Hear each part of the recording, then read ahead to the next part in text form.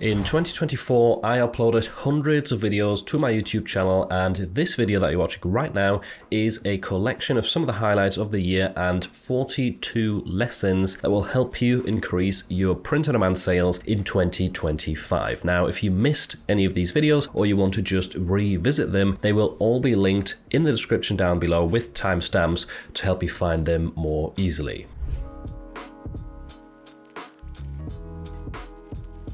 One thing that was already happening back in 2019 when I was getting into print on demand, watching all the YouTube videos, learning all the skills, was that people were saying, this is too saturated, it's too late. You should have started back in 2016, 2017. Now the market is oversaturated, there's no chance you're going to make it. There was already people like this about, writing the same comments. You know, it wasn't any different. I didn't listen to those comments. I carried on, and about 2 years later, I was able to not just replace my former 9-to-5 income, but I was able to way surpass that income. And the best thing, most of this income from print on demand is actually passive. So I don't have to put in the 40 hours a week of work to receive more income than I was making before with a job that I didn't enjoy and that stressed me. And the repetitive strain injury, by the way, disappeared after I quit the job. My wrists are totally fine now, even though I'm still sat on a computer nearly every day. So the point of the story is, if I had listened to one of those comments back in 2019 telling me that POD is too saturated, that it's too late and I shouldn't start, I should just give up, I would have never got there. I would have had to go back to a job.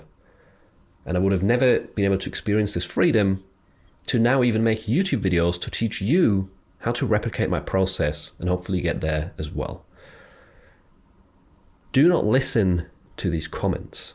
Yes, print on demand has become more competitive. There is more people selling POD now than there was in 2019, that's for sure.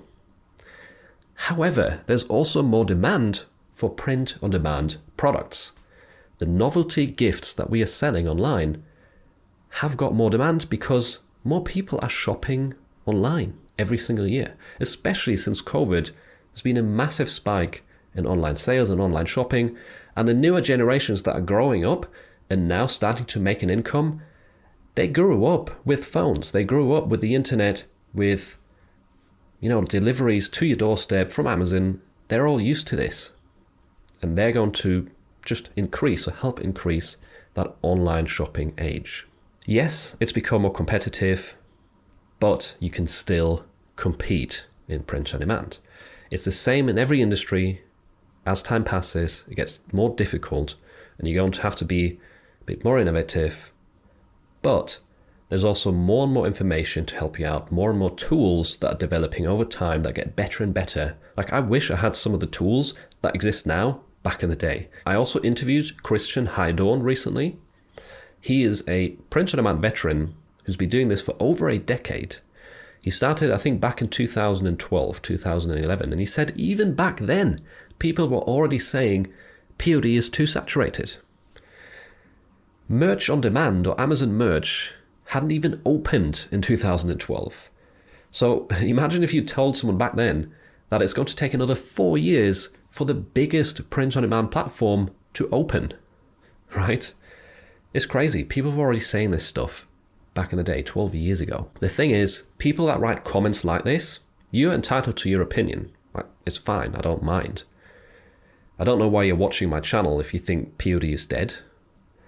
But at the same time, all you're really doing is you're making up these excuses that everything is too saturated, too competitive, and you're sort of using this cynicism as a protective mechanism to say, well, I don't have to try hard because everything is already too saturated. There's no chance, right? So because the world is sort of set against me, if I don't try, that's okay. I can't compete anyway, so I'll just do nothing. So it's an excuse for not putting in any work and feeling better about yourself. That's where this mindset comes from, in my opinion at least.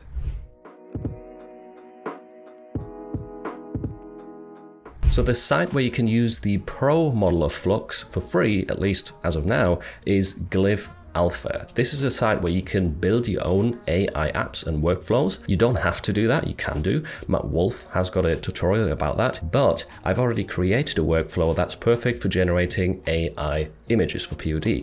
And I'm going to leave a link in the description to that workflow page, which looks like this. And then all you have to do is enter your prompt right here, click run this glyph, and then it will take a few seconds and generate your image. So I've just entered a quick sample prompt right here. This is supposed to create a vintage sunset graphic of a Highland cow that says, "Fun fact, I don't care."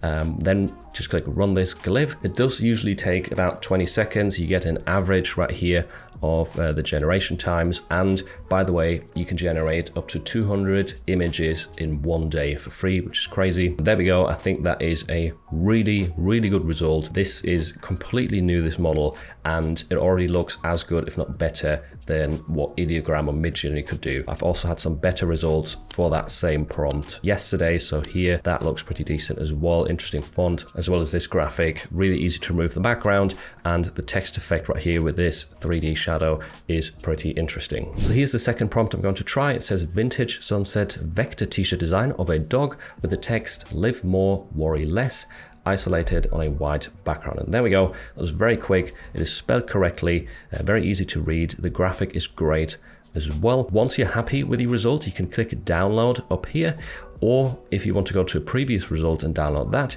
you just have to click on it, scroll down a bit, and you'll see the download button right here at the bottom. Now, if you want some prompts to test this new AI with, one thing that I did is I just went to Ideogram, to either the explore page or to graphics that I've liked in the past. I copied the prompts there, pasted them into this new website, and most of the time I've actually been getting better results from this Flux tool than I have been with Ideogram. Alternatively, you can also come to my website, to the freebies section, which is linked down below. I've also gone through a lot of the prompts in this 31 Ideogram prompt guide. Most of them get really good results. You can probably also test some of the Midjourney and DALL-E 3 prompts. I don't know what they're going to look like, but they might be decent as well. Or alternatively, I've also got a 100 print-on-demand prompt guide. This one, I tested a lot of these prompts, got some super amazing results as well. This one isn't free, but for anyone watching this video, if you enter the code FLUX, you will get a custom discount. You don't have to get this, but it is an option if you want a lot of prompts to go through with good results.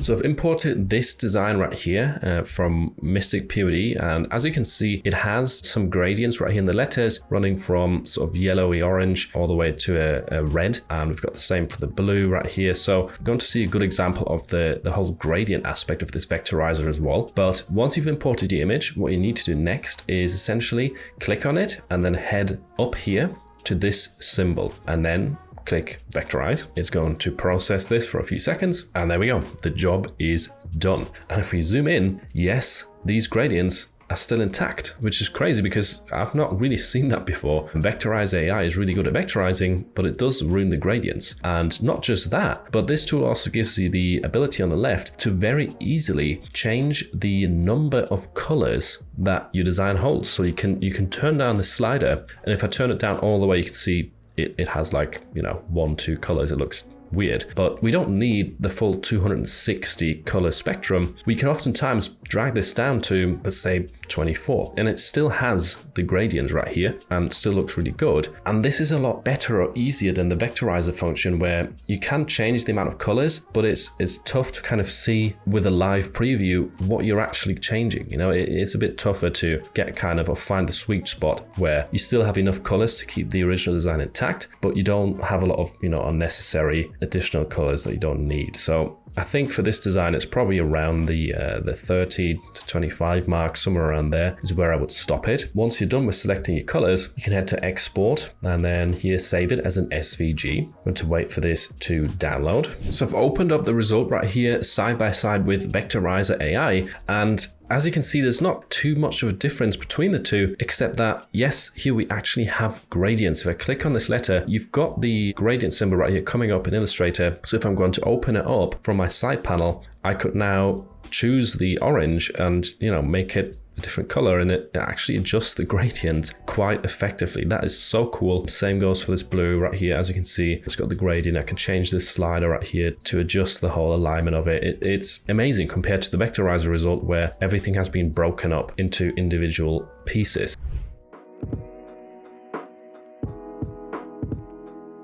Let's imagine you want to create some graphics for national parks in the US, but rather than the graphics all looking the same, you want them to be unique prompts for every single park that actually represent the national park and make it look like an authentic design. Well, in that case, you might already have a base prompt like this one right here. You do need a base prompt for this to work, but let me go through this example. So this one says retro flat 2D vector sunset illustration of Yosemite National Park featuring towering granite cliffs, waterfalls, and black bears. There's some descriptive words right there to kind of symbolize Yosemite National Park in the actual graphic. Below the graphic, it says visit Yosemite National Park, and the entire design is isolated on a white background. So a fairly similar, straightforward prompt, but we want this to be adjusted for all of the other national parks that we're going to create as well. What you can do in this case is you can say, scale out this prompt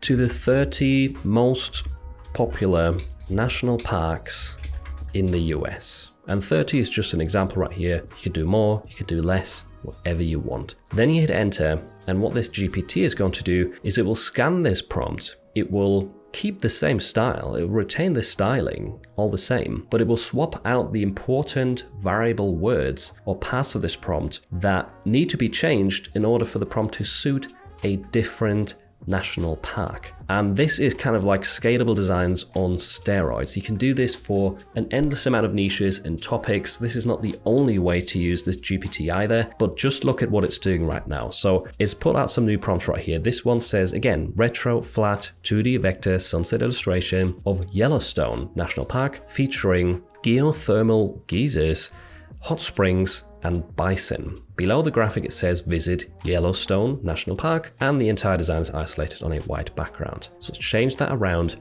but only the important details. Then we've got the Grand Canyon. Again, it's changed these features right here to iconic canyon, layered cliffs, and the Colorado River. And it is still going, right? It's doing this for 30 national parks. Notice how there's a gap in between all of these fields as well, which is going to be important once we take these into My Designs to generate the graphics. So let me copy all of this right here and move over to Dream AI, which is the built-in AI generator for My Designs. And by the way, this is our base prompt right here. We've got Yosemite and the results are on the right, very nice looking graphics. But what we're going to do next is we will paste all of our new prompts into this box right here and enable parallel prompts, because what that does is each new line will generate a separate image. So every single prompt that you see here will generate its own images at just one single click. So if you hit Dream, your mind's going to be blown. But let me just show you a few more tips right here, because whilst you don't need an active My Design subscription to use Dream AI and this parallel prompts feature, you do need credits to actually generate the graphics, because it also costs My Designs to generate the graphics through Flux or through Ideogram. So you've got a bunch of different models right here to choose from. We've got Stable Diffusion, DALL-E 3, some versions of Ideogram, and all of the different versions of Flux as well. If you want to save on credits, if you want to keep the credits to a minimum, turn down the amount of images that each prompt generates right here. As you can see, now this slider is at the minimum and the credits have gone down significantly. So that is up to you. Do you want more images, more choice in case, a couple of the results don't look as great? That is going to cost you more credits. Or do you want to turn this down to just, test and play around with this for now? You can also change the resolution, of course. So if you want more of a taller portrait image, maybe try 3:4. And also notice how some of these models will be a lot cheaper, because Ideogram version 1 only costs 75 credits for one image, and this is one image for all of these prompts. Just a quick reminder. But yeah, I'm going to use Flux Pro because that is one of my favorites for these types of graphics. I'm also going to turn this up to 4 results just so we have more to look at. And now I'm going to hit Dream. There we go. It's now submitted that request. It's taken off the credits, and within a few seconds here, your mind will go nuts, because look at that. It's now pasted all of these into the queue right here, and they're all generating at the same time. Absolutely mind-blowing. The first one's already being done right here. If I click on this, but what have we got? Canyonlands National Park. Never heard of that, but some of these results look really good. And there we go. The rest is also getting there. What have we got here? Capitol Reef National Park, Lassen, Bryce Canyon. Very nice, interesting looking graphics. We've got Death Valley. That looks great as well. From month to month, yeah, the sales are going up slowly, but overall, you have quite a consistent baseline of sales that doesn't change much throughout the year. If you're designing for trends or holiday niches, that's a whole different story. But if you're mainly focusing on Evergreen, this is what it tends to be. You have a baseline of sales that slowly grows throughout the year if you're consistent, but doesn't really change that much. However, things get interesting once Q4 comes around. And I'm not just talking about the Q4 sales rush itself, but also what it does to your sales and your baseline of average monthly sales for the next year. But let's focus on Q4 first. So it's this magical time from October to December where Christmas shopping starts to kick in.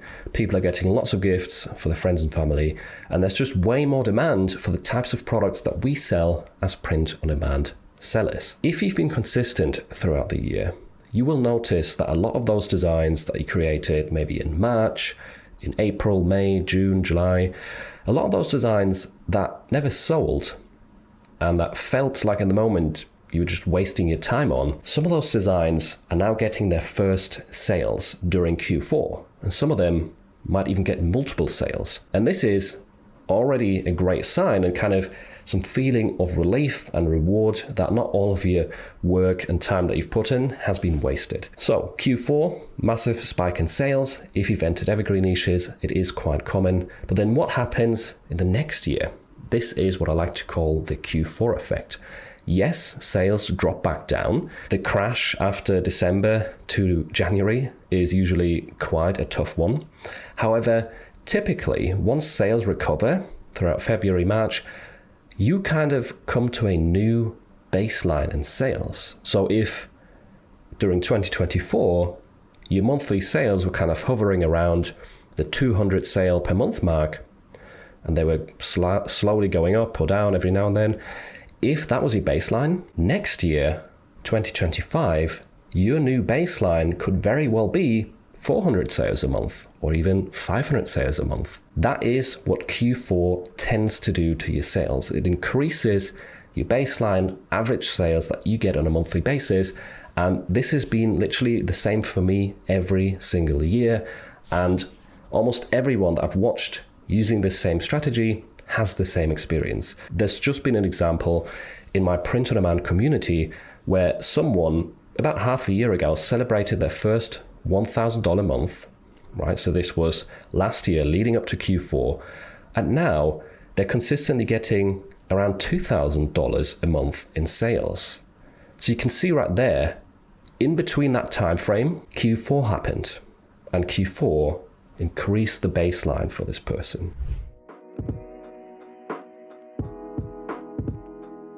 The key to the Tamas method working successfully is finding designs or products with a good conversion rate, short CVR. A good conversion rate would be 10% or higher. Now, how do you calculate conversion rate? Essentially, you're taking the amount of sales that you received from an ad campaign, you divide it by the amount of clicks that it took to get those sales, and then you multiply it by 100. For example, if you received 40 clicks for design A and it converted only 2 times, then your conversion rate would be 5%. This is 2 sales divided by 40 clicks times 100 equals 5. That is an example for a bad conversion rate. If you received 40 clicks for design B and it sold 6 times, then your conversion rate would be 15%, and this would be a good conversion rate. I will also show you some example screenshot on the screen right now, taken from my ads console. We've got one example of very amazing results with a great 50% conversion rate, and then another example of a low conversion rate or bad results with 24 clicks and just one order right here. What's important to know right here is that once a product starts selling multiple times a day with a high conversion rate, it will begin to benefit from what's called sales velocity. What is sales velocity? Well, the higher your conversion rate and your daily sales, the more Amazon will let your product show up for more and more search terms at better positions, higher rankings. So basically, your listing or your design will keep gaining a better organic ranking, which leads to more and more sales on top of your ads. So for example, whilst a product might only sell once or twice a day organically without running any ads, if you sold it 10 times through ads per day, then it can also sell an additional 10 to 20 times organically. And this is just an example to emphasize that no ads, 1 to 2 sales per day. That same product, if you sold it 10 times with ads, it could gain a lot of additional organic sales on top as well. And this is essentially how your sales can snowball, because a high conversion rate in a high demand niche leads to a high sales velocity, which leads to good organic ranking. And the reverse is also true. So essentially, if a product has low sales velocity, if it only sells every now and then, it will show up for less and less search terms, meaning it gets worse rankings and it will kind of lose its momentum and stop getting sales.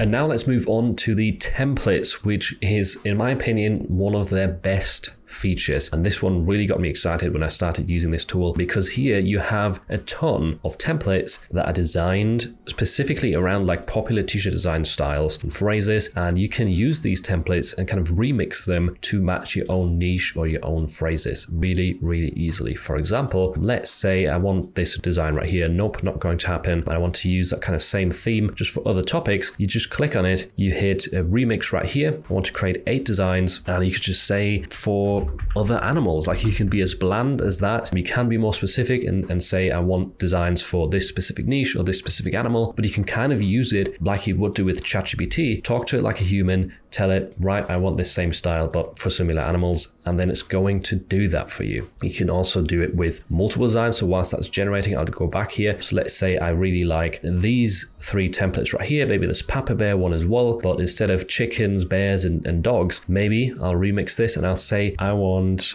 the graphics and the text to match the dachshund niche, for example. Hit remix. Oh, I only selected one design there. That was my mistake. I'll go back to the templates. So that's one little thing that I've noticed. If you select multiple right here, you hit remix and you don't turn up the slider, it's only going to remix one of them. So we'll go back, we'll say change the text and graphics to suit dachshunds. I'm going to hit remix again. It's going to pop that into the queue. And now we can take a look at the other animal designs right here. Bruh, it's cooler here. Wow, so it's actually changed the phrase as well to match penguins instead of sloths. Yeah, absolutely happening for the trash pandas or raccoons right here. Not sure really how that phrase matches them, but it's still cool that it's actually trying to change to fit the niche. Purr, hear me roar, bounce, jump, enjoy, trumpets sounding off. Okay, so it's quite interesting how it's taken this, applied it to other niches, and even changed the phrase for it. The style still looks the same. We've got animals hanging around the word, chill, taking it easy, which is really, really cool. If you wanted to still say nope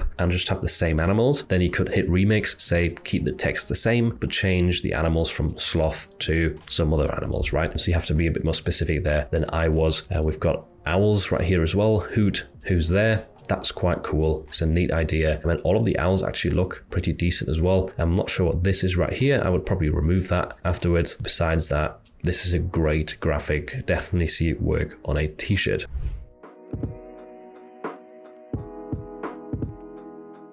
And lastly, one of the most common questions that I get is, why are my designs not selling? Now, there could be a lot of answers to this question. It's hard to know without seeing your designs, but in most cases, I think it's just the fact that you haven't really given them enough time. As a beginner, if you're only a few weeks in, or even 1 month, 2 months in, it is very normal to have 0 sales, 1 sale, 2 sales, a very low amount, because most designs take a bit of time to get rolling or to get some traction. Even if they're really, really good designs in great niches, it can still take a few months for them to actually sell for the first time. It's very normal. It's still the same for me these days after all these years of experience, that if I upload something, I can't guarantee for it to sell next week. That's just the nature of print on demand. And to be honest, if you're a brand new person to this, if you're a beginner, then it's very likely that your designs or maybe your niches are just not great. I'm not saying that to insult you. It's just, if I look back on some of my first designs, I'm thinking, what the hell was I doing? It's natural that if you're a beginner at something, you're going to be bad. You still have to learn a lot, and there's no way to really shortcut that. You have to put in some reps to improve. And most beginners, they maybe struggle with selecting the right niches, or the designs are not as good as the competition. And that means that you will either have a hard time being found in the niches that you've entered, and there's just too much competition, or if a customer finds your design and the design is just not very great, they're going to choose a different listing. They're going to buy from your competition because they might have higher quality or better looking designs. Those are two of the most common reasons, I would say, why your designs are not selling. But definitely bear in mind, if they've only been up there for a few weeks, even if they're really, really good designs, really good niches, it does take some patience. There's no way to really get sales very, very quickly and instantly. It's very rare for that to happen for anyone. And another thing I want to make you aware of is that for most people, the average is 20% of the designs that you create actually get you sales. The other 80% never really sell. Again, that's not because 80% of your designs are rubbish. Many businesses get most of their revenue through 20% of their product offering. That's very common, and in print on demand it's no different. So yeah, if you've only created 10 or 20 designs, it is unlikely that you're going to get a sale within the first few weeks, especially if you're a beginner. But if you're unsure, learn more about niche research, learn more about improving your design quality, and then just keep uploading and stay patient.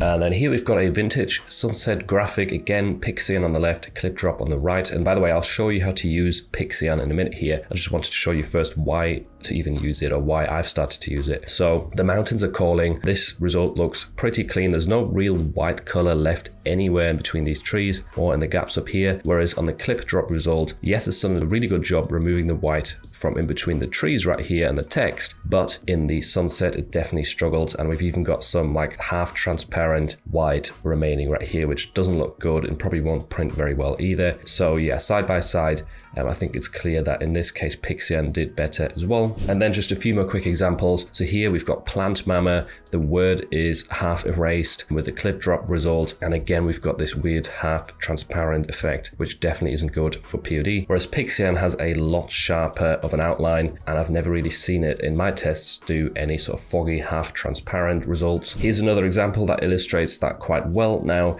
in this case, both results are not perfect for sure. Like these background removers that are automated, they will never be perfect, I think, and won't work in every single case. But still, Pixian did a lot better in my opinion because the edge is smooth and it's got a crisp edge that should print fairly well, even though the graphic is kind of half erased. With the clip drop result on the right, we've got all this kind of foggy, half transparent edge, which doesn't just look terrible, but also isn't ideal for printing. So yeah, I think from most of my tests that I've done so far, Pixian has always either been just as good as clip drop or better. It's rare that clip drop has actually had a better result. Most of the time it actually looks worse. So let me show you how to use Pixian AI. I will have a link to this in the description. They have a free option. It is quite limited unfortunately, but I guess that's kind of the way most of these AI tools are going, and a paid version as well, which I'll explain to you in a second here. But first of all, how can you kind of just test it out for free? Well, you just drag and drop your images into here. If you have seen any of my previous videos, you probably recognize this interface a little bit. It looks very similar to Vectorizer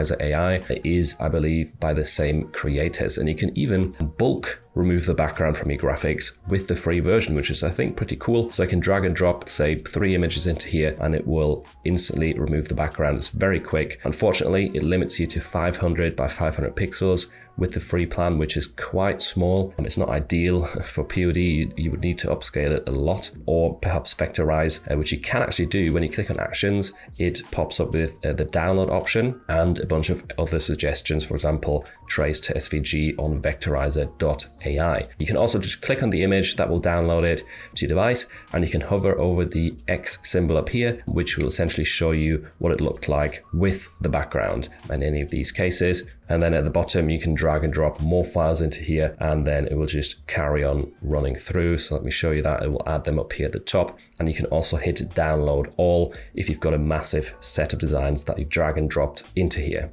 Now, to explain the paid version, first of all, it will let you remove the background from bigger images, even, upscaled images with 4,000 pixels, say, for example. But what I also like about Pixian is that you don't have to have a subscription. You only buy sort of pay-as-you-go credit packs. These are actually super valuable, because the smallest pack right here is £4. That's about $5. It gives you 250 credits, and that can give you literally like 2,000 images, at least from my testing so far. Actually, I should probably change this to dollars right here. There you go. Now you've got a bit of a clearer view. So yeah, $5 for 250 credits, and then for 500 credits, it's a bit less. I think you probably only need to buy the small package, and that will probably last you like half a year, because when we go to my account settings, I have so far used this for 65 images, and it's only charged me 6.61 credits. So it's about 10 images for 1 credit.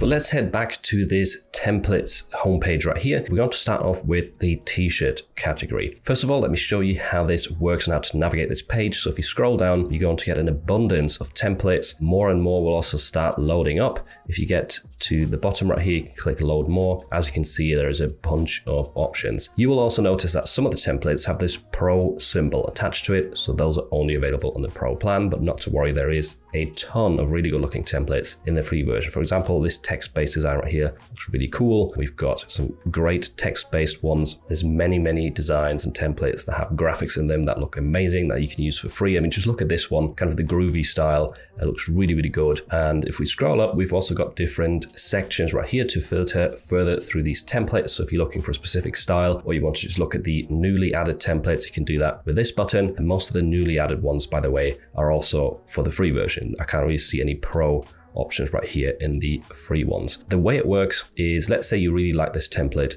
with the bear. You click into it, then you've got this box right here at the bottom. And if you click into it, you've got the option to either add something to the template, to change the text, which in this case doesn't apply, or to change something else about the graphic or replace an object. So in this case, let's say change the bear to a wolf, for example, and hit create. And now it's going to just take a few seconds, usually it's quite quick, and recreate this template just with a wolf instead of a bear. And there we go. I think that looks really good. It's kind of retained the same style right here with the mountains and little stars, etc. But now it's just a wolf instead of a bear. So really cool and easy way to create some good looking graphics for POD without really having to do much prompting yourself. You just find a nice template that suits the niche that you're looking to enter, and then you apply it to that niche or make changes to that template to make it suit your niche.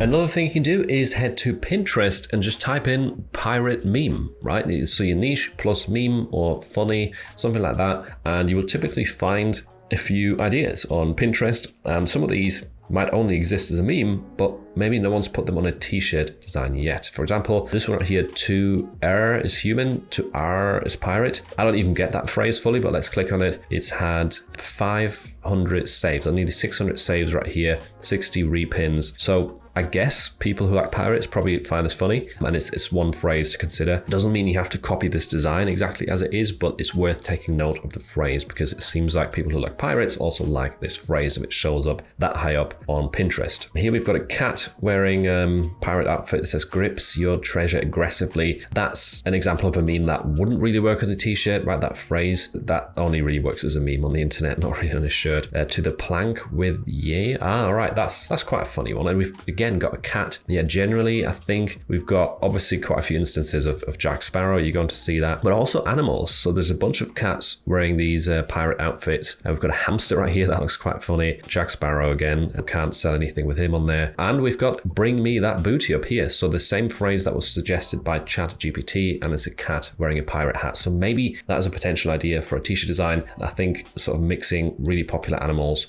with a broad topic like this can often be a good way to go about things, kind of cross-niching two very popular evergreen niches. And I think that phrase also has potential. Let's see, has this been saved? Yeah, this has been saved 1,000 times. 220 repins. So yeah, it definitely resonates with the target audience by the looks of it. What's this? Me and my parrot girlfriend holding hands. Me, baby, your hands are so cold. Her, that me hook. Okay. Right, that's a funny meme, but it's, yeah, I can't really see that working into t-shirt. Anyway, so this just shows you the process of a few things you can do to come up with ideas and phrases rather than just looking at the bestseller on Amazon and copying the bestseller. You know, try some of these alternative methods to find some new and funny ideas that potentially haven't been done before. Some of them have probably been done in the past or do exist on the marketplaces, but this is definitely a good way to do some research away from the markets. And on Pinterest, you can also get a bit of validation depending on how many people have saved or pinned these memes. Head over to the products tab, because what we're going to do is use existing listings that are already uploaded to Merch and edit them. And you might be wondering, why would we do this? So for example, if you've got some old listings that have been published to just the standard t-shirts on all marketplaces, you might want to push them to all of the other products as well. Maybe you do that because the auto translate feature often gives rejections. So what you can do is just download those designs with the listing data, import them into Flying Upload, and then let Flying Upload update and enable the products on those exact existing listings. You can also use this for new products that get added to Amazon Merch. So let's say Amazon is adding phone cases to new marketplaces. You can then download your old listings, enable the phone cases in the Flying Upload tool, and have it run automatically and enable the phones on all of the other marketplaces. So there's many different use cases for this. You could use it to change prices, to enable new colors, many things. So what I've done right here is I've selected standard t-shirts on the US market for a specific brand name where I know I've only got these published to standard t-shirts in the US, no other products. So let me select a few of these. You can do it with an entire list of like 120 products if you want to. I'm just going to select a few of these as an example, and once I'm done, what you'll have to do is go to Export Selected and then choose Product with Designs Excel, and then you want to save this in a designated folder for that specific niche or the types of designs downloading. So the spreadsheet is saved in my designated folder, but as you can see, it will also save some zip files to your downloads folder, by the way. Those all have to be in the same folder right here as well. So once you've got this prepared, you might have multiple zip files, by the way. Head back to the edit window, empty this field right here, and then just drag and drop the spreadsheet into the edit window. And there we go. As you can see, we've got all of the designs with the associated listing data that's been pulled from Amazon Merch. So everything is already filled in right here. So now what we could do is we could just go to the first listing, enable all of the additional products that we want to publish, configure them in the different markets if we wanted to, and then we could use the advanced MBA feature to copy the products to all the other listings. Or once again, you could use one of your profiles, apply the profile to all of the listings, and then that way, once again, you've got lots of different product types enabled. Then once you save this and start the upload, it will actually open up the old listings that are already on Amazon and update them according to the changes you've made in the edit window. So now what's changed is they have some new tools. They added some things to the list of tools recently, and the AI retouch is actually a better way to upscale images, because the difference between these two is AI image upscaler. What it does is it increases the quality from say 1,000 pixels to 4,000 pixels, but it essentially just sharpens up the image and it denoises the image. So it tries to get rid of some of the noise, but most of the time, if you zoom in really closely, you can still see artifacts, and it looks very AI in a sense and not too realistic. It increases the quality for sure and makes it sharper, but some of the details do look wonky, and you're going to see this in the comparison afterwards. Whereas AI retouch, this uses AI to essentially reference the original image and recreate that image at a higher dimension. That gives way better results and at the same time increases the quality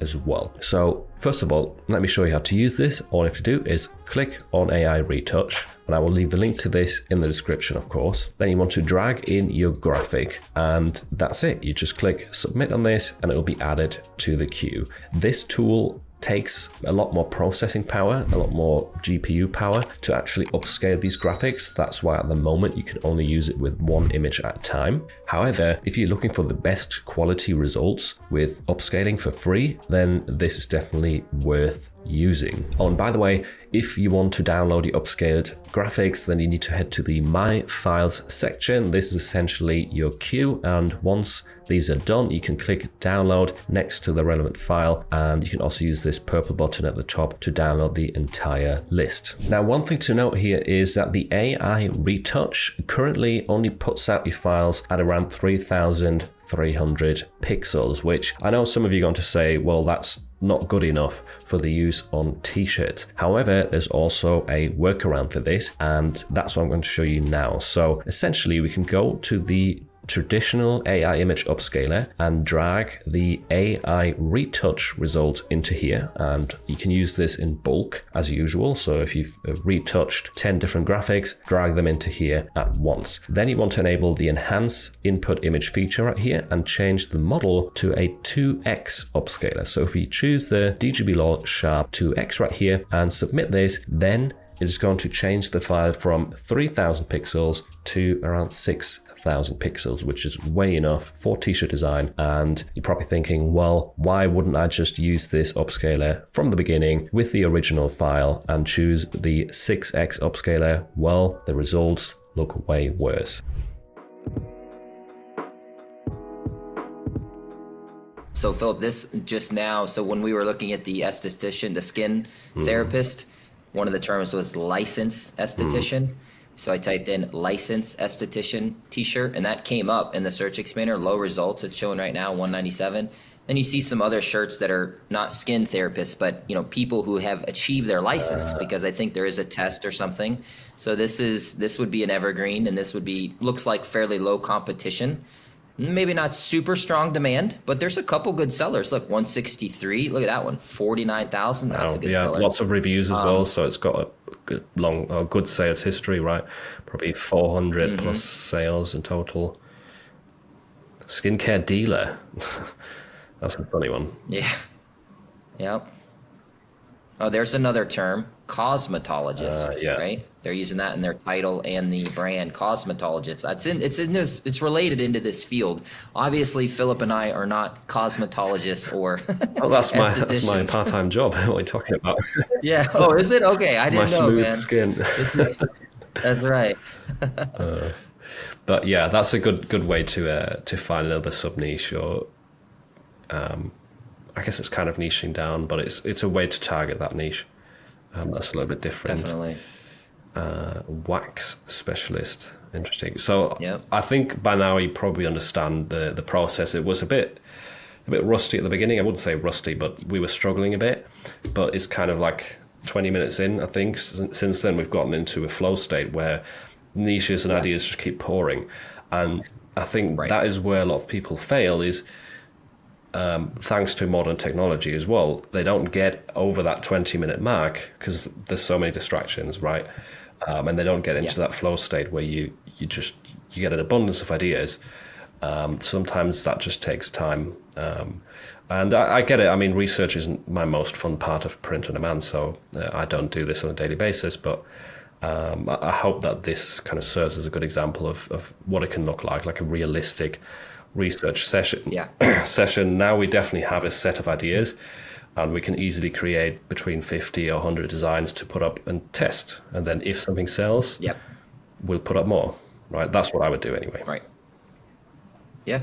I completely agree. And just to add on to that, there was a couple times where when we were looking at some of those terms and realized like, oh, 60,000 results or whatever. But then when we were able to find a secondary term, and then when you were able to cross-reference on Redbubble or TeePublic, which one was it? Only had 85 results, but this one said 8,000, right? You can kind of put the pieces together and say, okay, maybe this, if you stay too high level, it can seem a little bit overwhelming or too much competition. But to your point, Philip, we're just clicking around. I mean, this was not pre-planned. We're just clicking around organically, and you get into that flow. And I think there's some great niches here, and hopefully it shows, one technique that you can use to kind of bounce around free tools and come up with some ideas. Yeah.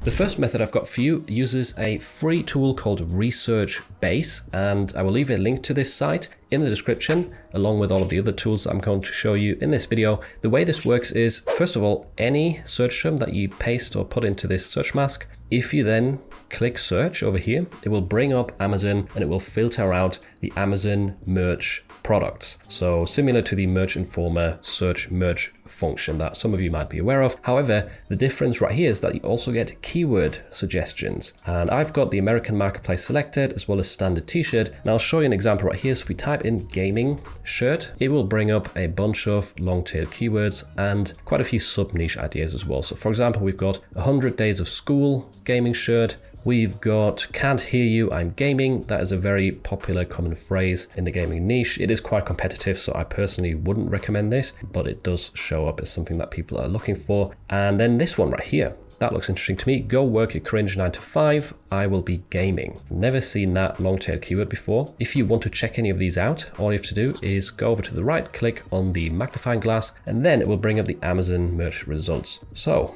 make sure you have a zip code selected up here that is from America. Otherwise, this method won't actually work. Foreign zip codes won't show you Amazon merch products. But this is quite interesting because this specific phrase only has 17 results for Amazon merch products. And if we scroll down, there is quite a few shirts that are selling. We've even got a 400k BSR over here with 4 reviews. This shirt's got a review. We've got a 705k BSR. Let's scroll down a bit further. And again, there's more shirts right here that are selling 175k. This is a very, very promising sort of sub niche, long tail keyword related to gaming. I wouldn't have thought you can still find sub niches like this for the gaming niche, but they do exist. This definitely seems to have some potential. And I also see this as a scalable phrase that might work for other niches, for other topics. So that's always great. Most of us want to avoid failure. It's something that kind of gets hammered into us from the beginning. In school, you don't want to fail your test, or at least you're not supposed to. And the problem is that failing is actually a good thing. It is something that makes us grow, makes us stronger, and it's something that we need in order to learn. A different way to look at the word fail is the letters could actually stand for first attempt in learning. We actually need to fail more sometimes in order to get better and to make progress with many things in life, including print on demand. To give you an analogy for this, or an example from real life, when you go to the gym and you're trying to get stronger or build muscle, what you do to your muscle is you make it fail on purpose. You lift heavy weights until the point of failure, until you can't lift them any further. And what this does to your muscles is it actually pushes them to grow stronger and grow bigger for the next time around, for the next time where they have to lift that heavy weight. And if you do this long enough, your muscles are going to grow and they are going to get stronger. So you're purposely failing to grow stronger. And this is a principle that you get this in many areas of life, including print on demand. If you're starting with this business, you are going to fail a lot. You're going to make mistakes. You're going to probably do things that you regret later on or that are not ideal, create a lot of designs that are just not great and that won't ever sell. But this is important. This is sort of a necessary stage of your journey towards success or towards the goals that you've set for yourself. Stop seeing failure in this negative light where it's something that you need to avoid at all costs and you need to be perfect from the beginning. I think this is a big part of the perfectionist mindset as well, where you want to learn everything from the start before you even upload your first design. You want to have everything as perfect as possible, and then you start with your business. I don't think that's a great way to go about it. It's more important that you make progress with practice, with failure involved, than having everything perfect from the beginning. It's just impossible. You need that stage of actually failing and stumbling at the beginning to get to where you want to be. One thing that I would like to remind you of right here, if you've already been doing this business for a while and you still feel like you're not really getting the results that you were hoping for, don't look back a week or even a month. Look back 1 year. How much progress have you made over a year? Oftentimes, zooming out a little bit in our journey shows us that we're actually making good progress.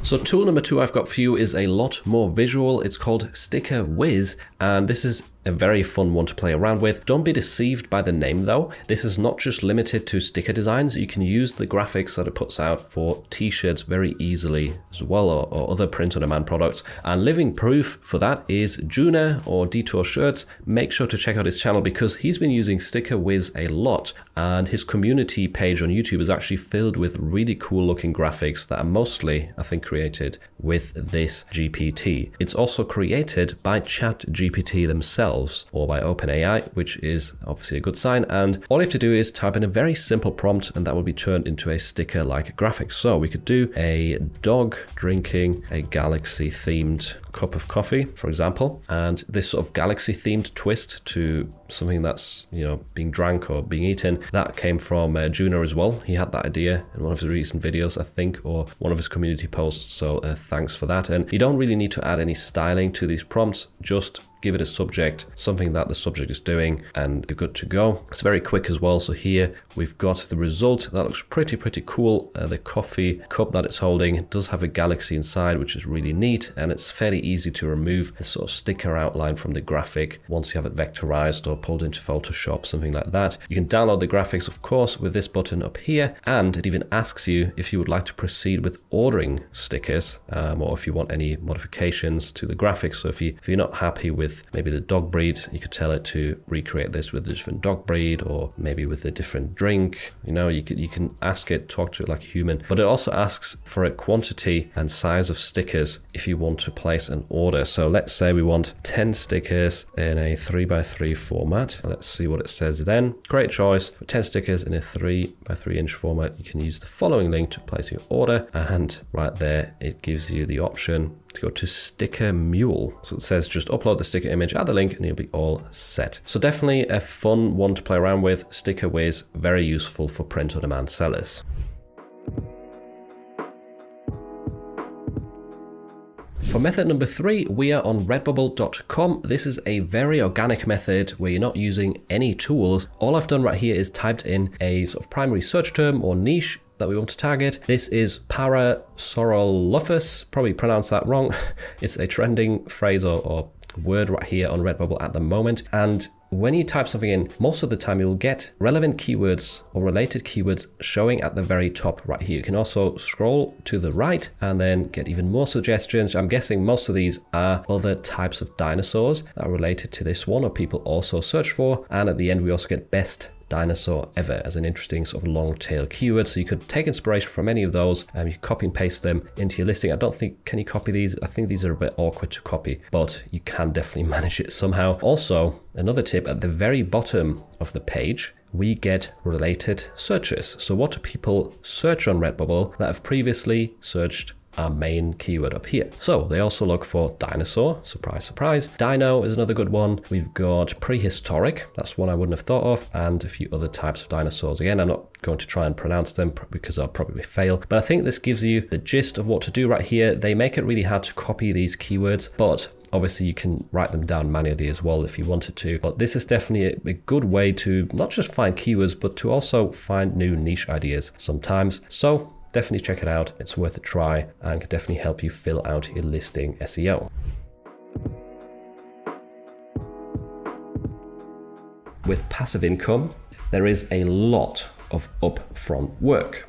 And typically during this period of extensive upfront work, you don't really get paid much, and you don't really receive the rewards that someone would get who is gone down the active income route. So as soon as you've got a job, you sort of jump to a certain level of income and you get this consistently. Whereas if you start on your passive income journey, your first few months or even your first couple of years could be absolutely terrible in terms of the income that you're making. So much like an author who might be writing a book for many, many months or even years and developing the story, writing different versions, editing these versions and then working with the publishing firm to get the book published. During this period of initial work and time that he puts in or she puts in, they're not really receiving any reward or any income. But once the book is published and people start buying it, and as long as they keep buying this book, the author is going to receive passive income, because at that point, they don't actually have to be writing anymore to make money, to receive this income from the book that they've already written. And this is actually very comparable to print on demand, because what you're going to do is you will create multiple t-shirt designs. Luckily, it doesn't take years to create them, right? You can do multiple a day, and some of those designs will never sell. However, over time, you're going to build up a portfolio of regular sellers that will bring you regular, consistent income. Like in my case, I've got designs selling for me right now that I created many, many years in the past. I've also got designs that I created just a few weeks ago or a few months ago that are selling regularly, but it's this accumulation of designs that I've created over the years that keeps giving me regular, consistent, passive income. Back in the day, like 2 or 3 years ago, when I was creating those designs that are selling now, my income was a lot lower, right? That was just the reality. And the benefit of passive income, in my opinion, is that after those few years of putting in the work, once you have built up the passive income stream, you could technically stop and do something else, and the income will stick with you. Whereas with active income, whether it's a service-based business or a 9-to-5 job, if you put in 2 or 3 years of work and then you just stop and do nothing for a few months, most likely the income is going to drop massively or disappear completely. Passive income has some kind of sustainability in that sense that is very attractive. It is just that initial upfront work without much reward that is like really difficult to get through.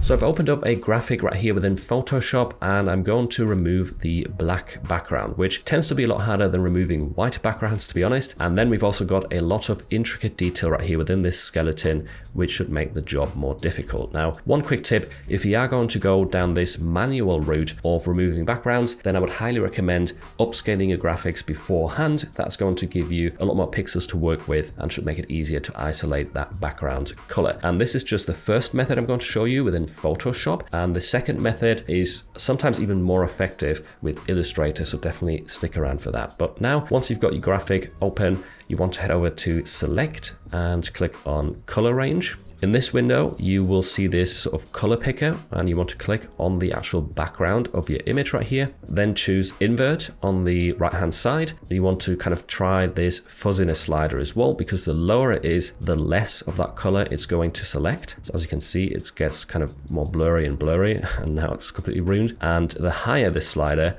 the more of your background color it's going to select and effectively erase. So let's compare this. 200 looks pretty good. If I turn this down, you can see it loses a lot of the detail right there. So I'm going to turn this as high as possible. Depending on your graphic, you might want to mess around with this and find the sweet spot. But this looks good to me, so I'm going to click on OK now. As you can see, it's now selected that right there, and I can use the raster mask or create a mask from selection feature right here, which you get on this little extra bar. If you don't see this bar, you can also find it in your layers panel at the bottom right here. So click on this symbol, and there we go, it's erased the background. Now I can actually add a background color right here in the layers panel so we can see an example. There we go, that is pretty damn clean. looks really good. And now this works with different t-shirt colors, of course. So that's a nice, simple, easy method to remove challenging backgrounds with Photoshop, is by using the color range feature.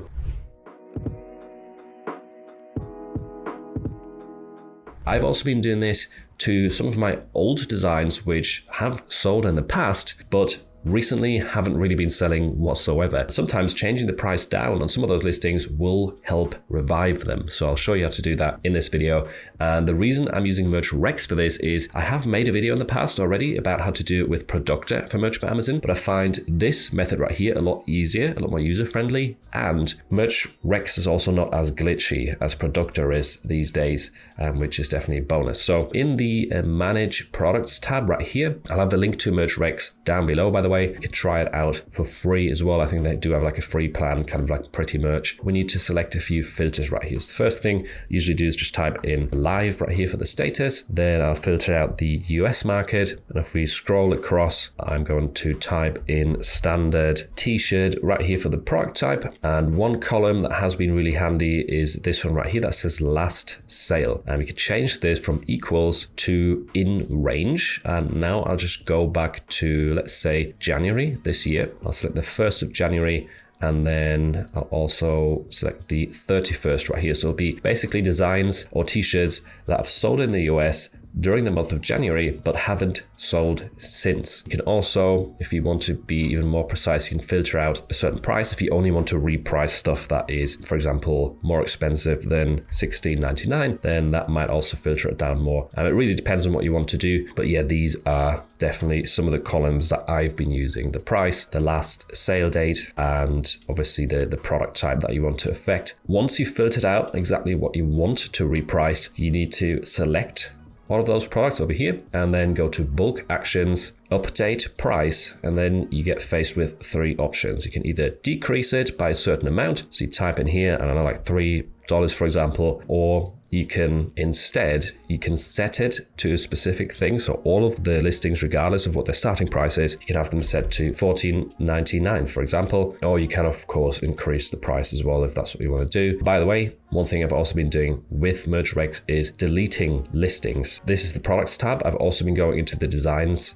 tab and using the delete feature to delete entire designs that I uploaded a few years ago but that never sold, just to free up some space while nobody's seemingly getting any tear ups, which is very annoying. But yeah, anyway, now let's actually start one of those actions. I'll update the price and just set it to maybe $15.99. You can see what that looks like. I'll hit set, and now it starts running right here. It does it in 3-second intervals by default. You can increase that as well if you wanted to take longer to change each listing, which sounds kind of counterintuitive, but it's just so Amazon Merch doesn't get timed out by too many actions happening too quickly.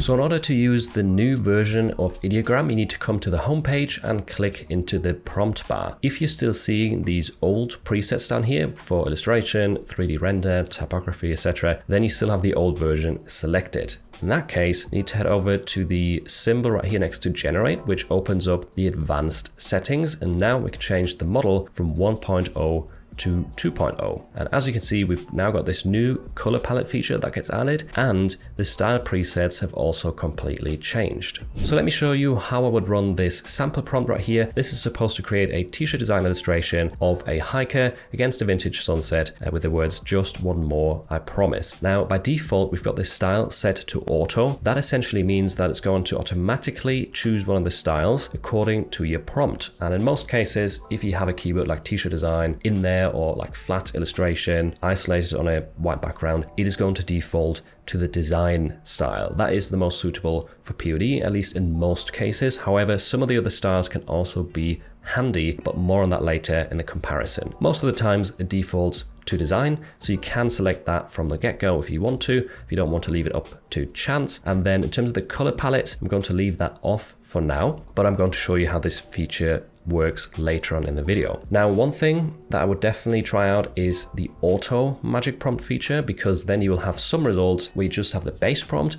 and other results where the magic prompt has been applied and you get some slightly different results, sometimes better than the original prompt. Sometimes the original is actually a nicer result, but you never know until you've tried, so maybe set the magic prompt setting to auto. One thing that I also tend to see you get some really good results for print on demand is when you set the aspect ratio right here to a portrait format, especially something like 3x4 or 4x5 suits the print area for t-shirt designs very, very well, and it occasionally gets better results than the default 1x1 square. The rendering setting down here, I would also recommend setting to quality, because that's going to give Ideogram more time to generate the images, which means it's going to be more accurate, not just in terms of the graphic, but also in terms of the text and the spelling accuracy. And the graphics tend to look generally a little bit nicer. Now, the downside to this definitely is that it takes a lot longer to generate, but if you're struggling with accuracy, this is definitely a setting worth considering. The rest of this can stay the same, and then I'm just going to click generate down here. So here we are. The results definitely look like t-shirt designs to me. I like the fact that I didn't use too many colors, and this subtle text effect right here with the orange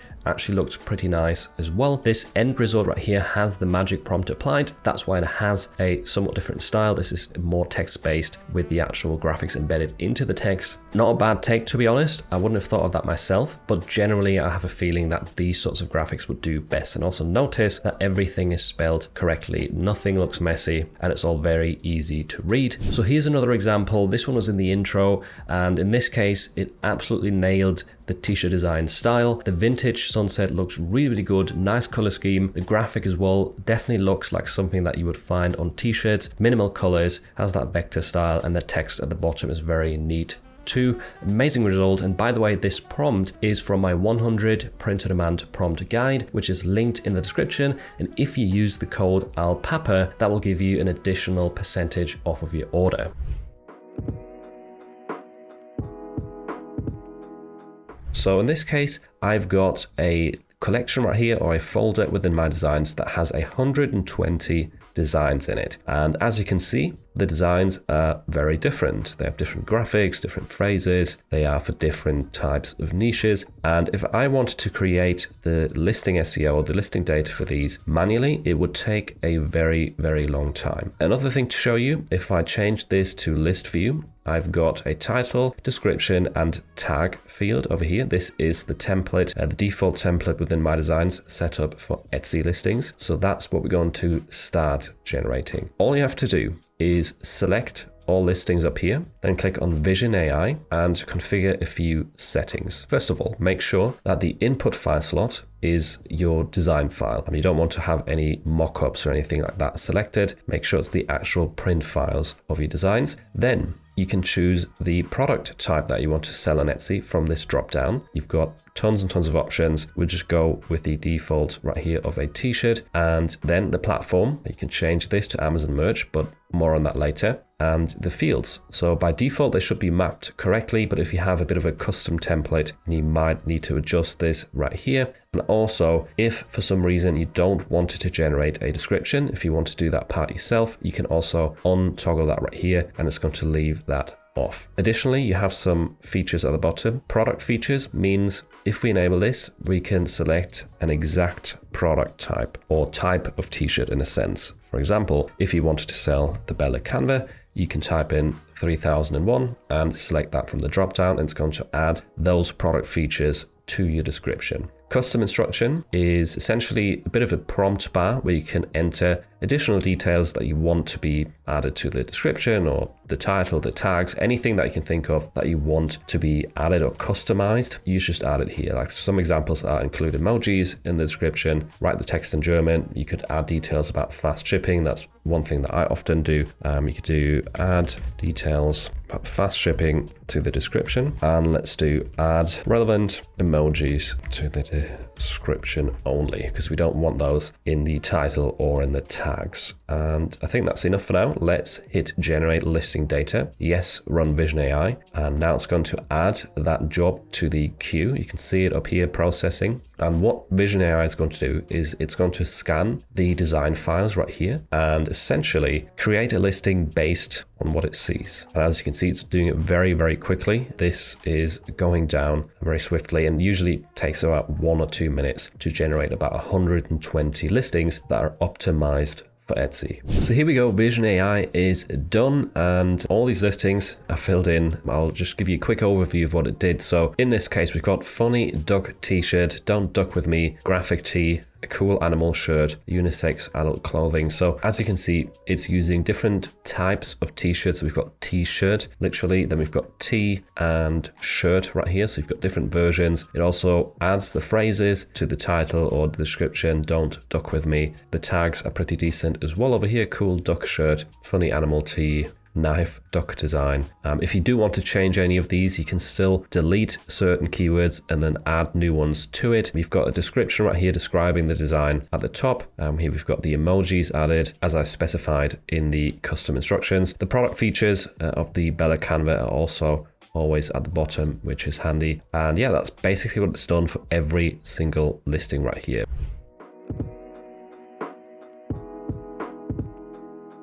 Resource number 2 is called B Fonts. This is an amazing website for finding free fonts that I've never mentioned before because I only just found it recently, but there's so many good fonts on here. So what you want to do is you want to click on fonts for commercial use, because whilst this is a library of free fonts, some of them are only free for personal use. So make sure to click on this filter right here, and then you get a lot of pages of really nice looking fonts. Now if we scroll down on the first page, I can already see below looks great. This Bycat font looks pretty neat. What else have we got? Nicolast, that looks very fun. Cat Files, I could see that working in print-on-demand designs as well. So you will see a lot of really interesting looking fonts right here. If you're not sure how to actually make sure that they're free for commercial purposes, I'll show you an example for Belota right here. So click into the font that you like. You'll see some example mockups or the font in use. And if you scroll down a bit, you get to this section over here where it says license free for commercial use. So this is the green light that you can click download right here, install it on your device, put it in a t-shirt design and sell it anywhere you want. Make sure to click the blue download button, not the green one. If you're getting the same ad right here, this green button is just an ad. It's a bit deceiving, but yeah, you want to click the blue download button underneath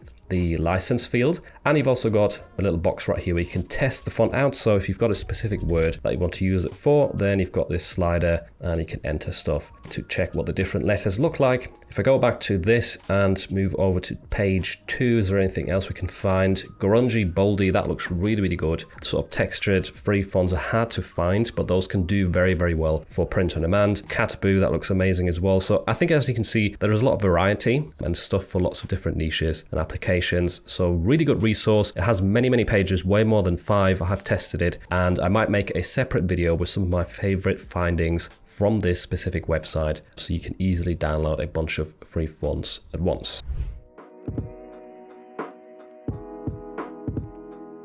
In this case, the idea is to have vintage and then different years in the middle, at the bottom, original paths. So for the variable word that you want to swap out, we need to actually type this out with the type tool. So select that from your toolbar, click on the artboard, make sure you've got a large size right here, like about 850, something like that. And then double click on the type layer. We're going to type out 1974, just as an example of what it's going to look like. I'm going to also highlight this, click into the color box at the top and sample this green just to match the design. And now I'm going to reposition this kind of to the middle right here. It's perhaps a bit too large. It's kind of, the G is a bit covered up. I'm going to make this somewhat smaller. There we go. I think that looks nice and acceptable. Now that I've got this position, I'm going to rename this layer right here to year. And this is where the fun begins. This is where the fun begins. So first of all, I'm going to hide the background layer because our design is now ready. Then head over to image right here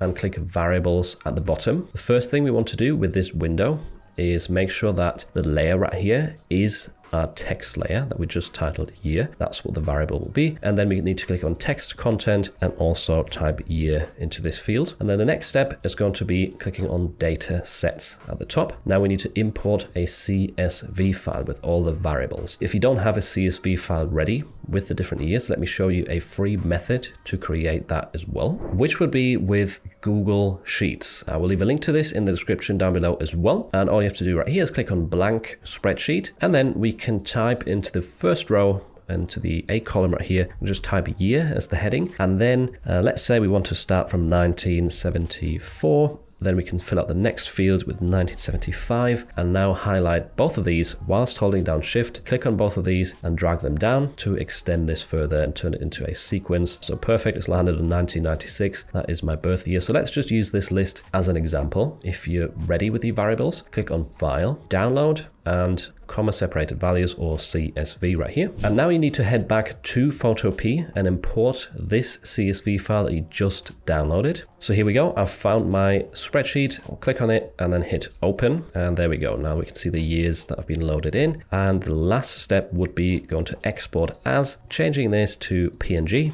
Make sure the quantity is set to 100, and then you can click on export all items. Now this typically takes a few seconds, maybe a couple of minutes, depending on how long your spreadsheet is, how many variables you have, or how complex your design is. But after a short time, it should download all of these designs in a zip file. And there we go. Once the zip file has been downloaded, you can extract it, unzip it on your device, and then you will get all of your different design files right here. You can open them up and see that we have the variable word replaced in each design. What's also cool about Kittl is that they have a lot of built-in text effects. So as you can see, this word sunshine, it has this sort of shadow, then it has some lines going across, sort of two-tone color scheme, and it just looks really, really nice. And this is super easy to recreate because text effects are hidden over here in the top right corner, and then you have different types of shading. So if I click through these examples, you can see right here we've got just a slight shadow, we've got this sort of singular line shadow which is very faint, and then we have block shadow which is a lot thicker, more intense, and over here we have a combination of multiple types. I do really like the block shadow, and in some cases I'll also use the line shadow. But yeah, just having these features right there at the click of a button is really handy, and you can change the color of the shadow as well over here, and then you have the option to change the offset, the angle, so where the sun is coming from essentially, and also the outline width down here. If it's too thick for you, if you want more of a thin outline, you can control all of this very, very easily. On top of that, we get the decoration right here at the bottom. So that's the lines that go across. As you can see, we have more presets for this. You can click through them just briefly right here so you see what they all look like, and you can customize again the amount of lines. You can customize the weight as well, and the color, of course. If you wanted these to be white, for example, there we go. And let's click through these again so you can get more of an idea, different types of lines right here. But this one at the end is probably one of the nicest looking, at least in my opinion, and it works very well if you've got sort of two colors with different shades. So we've got a dark green right here and sort of a light lime green. That just looks amazing, and that's something that you can always kind of recreate. And yeah, just have a text design that stands out a little bit more. If you have a very long phrase on your design and you have lots of small words, then maybe this is not too applicable. Like, I wouldn't overdo it, but if you have some bigger words like sunshine in this case, a state of mind is also fine, then that's definitely great. In combination with another sort of more plain font, it can look very, very nice. As you can see, do not disturb here at the bottom. It's very simple, and it just has a little wave effect to it, but yeah, it looks great in contrast to this sort of more 3D decorated font. Speaking of this wave effect, that's another thing you can do within Kittl. If you have text selected, then at the bottom you can see the transformation section, and here you can either do a custom transform and kind of bend this to your liking if you want to kind of make it go around a certain shape, or you have something specific in mind, or you just use the preset. So with distort, we can again customize this. That's not really a preset, you have to kind of amend it right here, but the presets start with circle. So you probably know this, a circular text around a shape, and we just had it in one of the examples. You can also direction invert right here, and that way it's going to be at the bottom. Let me just move this back onto the artboard. So you can see, there we go. So that's been flipped, so it's showing at the bottom. Very, very easy and straightforward to do that within Kittl. In Illustrator, that takes forever. And then we have angle. So that's what you can see with state of mind and sunshine right here. They're at a slight angle, looks pretty cool. It's a small detail, but it adds a bit of pizzazz to your design. You know, it gives it a bit of motion, and it definitely makes this one look quite cool in combination with the other text effects. So that is angle. Then we have arch. So that's kind of like the circle, but a more subtle way to bend the text around an object. We have rise as well, and again, if you click into the presets, you can still customize them further if you wanted to. Wave as well, and then we have flag. Right, so these are the presets. You also have this slider, that way you can amend the preset and make it more extreme or change the direction of it.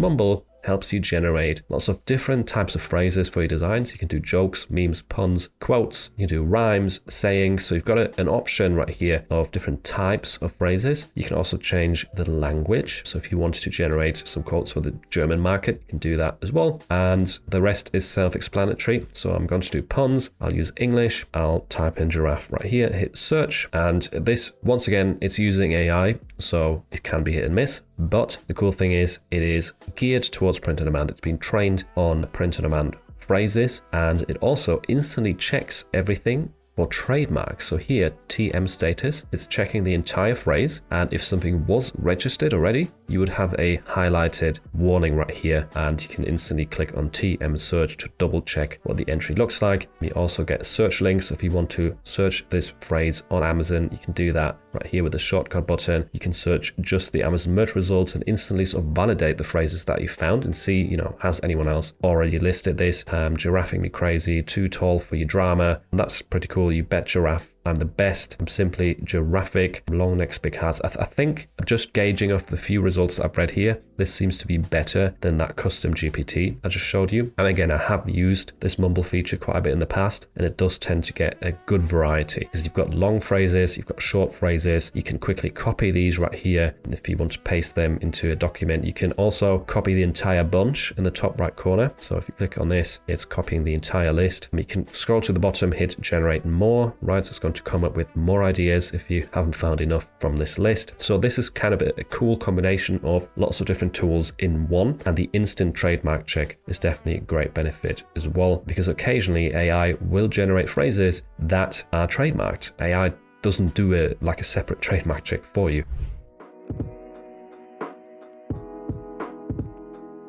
One way to use it though, if you've generated a graphic and you want to make a minor change, for example, I really like this result, except I don't want the second owl right here, is you can now also find it by clicking on these three dots right here on your specific result and then click edit in Canvas. This will open that exact image up in the Canvas editor, and this actually kind of works like your typical design tool where you can move around, you can zoom in and out, you can move elements around as well, and even have multiple artboards or designs kind of going at the same time. But let me show you how to get rid of this owl right here. I think probably the most important or useful feature for print-on-demand sellers is the magic fill. I'm going to also talk about extend, but I think for us t-shirt designers, magic fill is probably going to be the most effective. So if I want to replace this owl or remove it, I will have to click on magic fill right here. And then this toolbar right here opens up, or it changes. And we've got a few different options to select elements. You can either do it with a rectangle mask, which in this case kind of works, but it's not perfect. You also have a brush mask right here where you're essentially painting over the object, which is good for small elements, but for this owl, it takes quite a while. By the way, I'm hitting Control Z to undo my last step right here. And yeah, just go back to the default essentially. Then you've got the lasso mask, and this is where you can draw around shapes. If you're wondering how I'm zooming in and out, by the way, that's by holding down Control and scrolling. So I'm quite zoomed in now to draw around this owl right here with this lasso tool. That way we can be a lot more accurate. So I just want to grab the shape of the owl, kind of like so, and then I'll let go, and there we go. Now we've got that highlighted. We can click on next right here, and we can now describe what we want to see instead of this selection. So I can just say remove the owl and add a leaf instead, for example, to fill in the space. Then we just click magic fill. You don't even have to say that about the leaf. You could just say remove the owl, and it will try and fill in that empty space with whatever suits the rest of the graphic. But now, as you can see, this is generating right here. It usually takes about 10 to 20 seconds. 12 seconds later. And here we are. The leaves look absolutely perfect. They suit the graphic very well. They even have this stroke outline as well. And you do also have multiple options for the results up here. So if you don't like the initial one, you can choose, as usual, from 4 generated results. Then if you found one that you like, you can click on these 3 dots and download it as per usual. A lot of the other shops that I've had, I just market them on Facebook groups. Okay, so groups that are related to to the interest of what you're selling on the shop. Yeah. You share the I'm link. just trying to also make it not spammy. Okay. Right. Do you have some tips for that then? Because I would imagine a lot of those groups, they don't really want someone to share their shop or their products. It's more about discussion. So actually, if you're looking at, you know what, I did my SEO research and the topic should be nurses. I don't know anything about nurses. I'm just going to go into a bunch of groups and drop my links. Yeah, you're doing something wrong. But if you're a nurse and there's a group for nurses, you actually engage with people. And now I think it's even easier now, because now if you manage a Facebook group, if someone wants to post something in your Facebook group, let's say you have a Facebook group that needs like approval for posts and stuff like that, you can see if they're an actual contributor to the group. You can see like a badge on them if they're like actual conversation starter or top contributor or whatever. So first of all, get some credit within your niche. And you'd be surprised. And this is something I tell people, like, oh, you opened a Redbubble store for random designs. Promoting the designs on your Facebook page profile, on your profile on Facebook, does nothing. Your friends don't care. But if you're on a very specific niche that is a part of your life and a part of who you are, let's give the nurse as an example. And let's say that there is a group about nurses in France or in the UK or whatever. All you have to do is have a photo of you wearing one of the t-shirts that you have, a selfie on your profile with a link to the shop, and then go comment on the group. You don't even have to post it on the group. People will find you because they would be like, oh, this is a nurse and she gave me some advice and I'm going to check out her profile. Or people in groups often ask questions relating to gifts. Yeah. And it's very easy. And then it flips and you're helping them find a gift, right? You're not selling your I've product. had it, and in the Jewish groups, I had it so much because people were like, okay, so what is everybody buying their family for Hanukkah? And I'm like, well, I have a lot of cool designs for Hanukkah if you want. This is a link to my store. And I made loads of sales from that, just from the groups. My Instagram on the Jewish shop is almost non-existent, but I made a lot of sales from that, and also from the cows one. I did post in some groups a little bit. Starting your own group and starting your own idea or your own niche is good. Pinterest works amazing. Organic pins. And I feel like also people don't understand, even if I'm talking about Instagram or I'm talking about Pinterest, engage in the topic. I was telling people, you start a Pinterest account on a niche. Okay, think about, what are going to be my boards? What are going to be the subsections? But make sure to pin 60 to 70% of the pins from Pinterest, not from you. Because if you're an actual person, or if you're an actual, someone using the platform as it should, then you're getting ideas from multiple places. And Pinterest likes the repin. Just pins people that you're not competing with. And in every niche, you can find someone you're not competing with. Even if you go to coloring pages, and I do printable coloring pages or something like that, I can just pin pencils.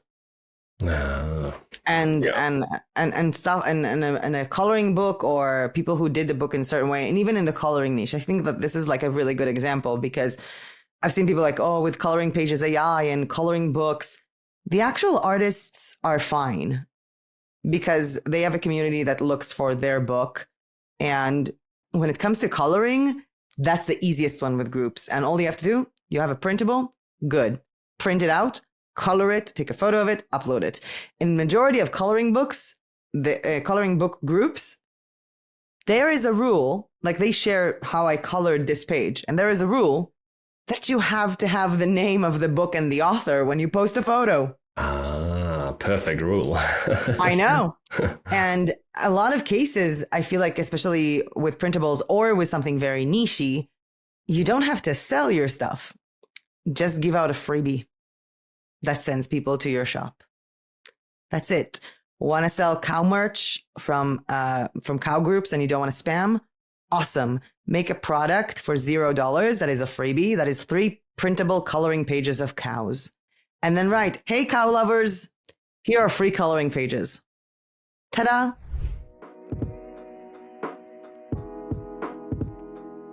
So first of all, go to Etsy.com and then scroll all the way down to the bottom of the page. And if you're selling in the US, so if that's your main target audience, make sure to have that selected right here for the region and US dollars as well for the currency. And then hit save. And then we can go back to the top and type in a very broad search term, something like funny t-shirt, for example. That's what I like to use as a starting off point on Etsy for my research. And then once you hit enter, you will see a bunch of funny t-shirt listings, of course. But how can we figure out what are some of the best sellers right now within this niche and what's in high demand at the current moment? Well, there's a quick trick for this. You can click on all filters right here and then select star seller from the sidebar. Now click show results. And then if you head into the search bar at the top and change your link right here from star seller to best seller, as I'm doing at the moment, and then hit enter, then as you can see, it's applied a new filter that now only shows you best sellers, meaning listings that have sold very, very frequently over the past 6 months. You can see all of the listings right here have either a bestseller badge or a popular now badge. So these are all hot sellers right now, and we can take an additional step as well and change this from sort by most relevant to newest as well. So now we've got some really good settings to start our research with. By the way, a quick side note, you might notice right here it says 1000 plus results. Obviously there's way more results for the search term funny t-shirt, and I actually know a free tool that will help you check the real number right here. Etsy doesn't display the actual real results anymore. They used to back in the day, but there is a tool that can help you out with this for free, which I'll go into in a little bit right here. But first of all, let's scroll through these results and look for new niche ideas. Whilst you're scrolling through, you also want to look out for patterns, by the way. So one thing I already noticed is there's a lot of shirts selling for dads at the moment, which makes sense because I'm recording this just a week or two ahead of Father's Day. So that's definitely a theme, a current trend that designs aimed at men or dads are selling very well. Now, if one design piques your interest and it's something new that you haven't seen, then just click on it right here. So retired under new management. This looks interesting. Let's click onto it and see what the actual listing page shows us, because there's some more indicators right here for demand. We can see the bestseller badge again in the top left corner. You also get some text if a design is selling very well or listing is selling well right here in red. So in this case, it says in demand, 11 people bought this in the last 24 hours. Sometimes it will say 20 plus people added this to their cart. That's also a good indicator for high demand.